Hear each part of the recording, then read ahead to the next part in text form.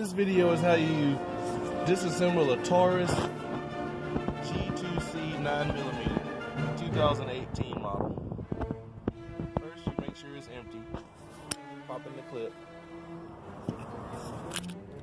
Make sure you can see down your slide properly. Empty. Now to disassemble, you want to pull the slide back just a little bit to pull these notches. Push. Comes apart. To put back together. Do it one more time real quick. Do it one more time real fast. Empty. As fast as you can. Small pressure. Pull your knobs down. Pull trigger. Push off. Simple. That's simple.